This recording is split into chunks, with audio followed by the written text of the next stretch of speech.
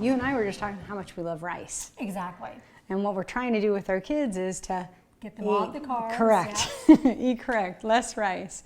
So literally, this is like what I would order at Benihana's or any, Japanese or Chinese food restaurant, whether you're at P.F. Chang's, and we're going to do it all with cauliflower. So let's go ahead and get started. Let's go. So what we want to do is throw this all into the food processor here, and we're going to get this to the consistency of little rice pellets, if you will.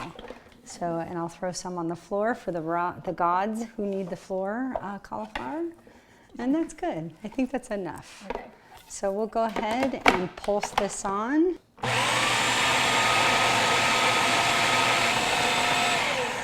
This almost looks like the Parmesan cheese that we were making earlier with the pesto.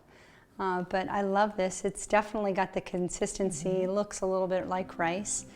So Amy, talk to me, this recipe with stir-fried rice. We want to use a soy sauce, but why no soy?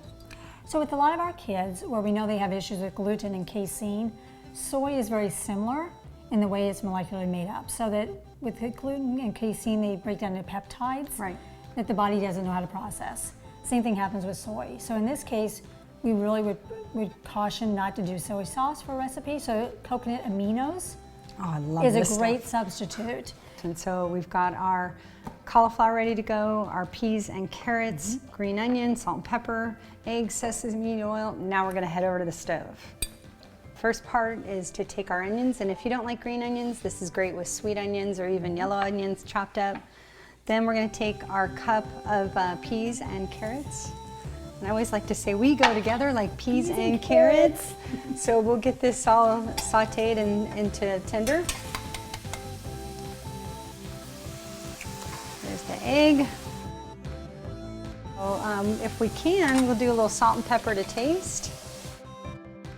Good. So now what we're gonna do is take our secret cauliflower mix, if you wanna hand that to me. And we're gonna throw this in, and notice the consistency does look a lot like rice. We're gonna take the secret sauce that we were talking about earlier, the coconut aminos. Just love this stuff. So it calls for a couple of tablespoons, and as you all know, I'm not a measurer. And I may just put a little more in because I love this stuff. Cheers. Oh my gosh.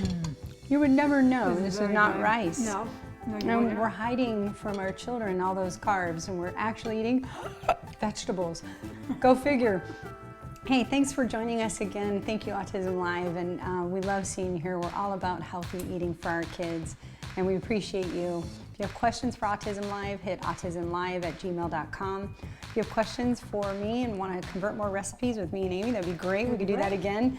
You can email me at lisa@tacanow, TACANOW.org, and we'll see you at the next What's Left. This cooking video is brought to you by WellAmy.com. Amy, a certified nutritionist and holistic health practitioner, is an expert on autism and special diets. Find ingredients and other GFCF approved foods and recipes at WellAmy.com.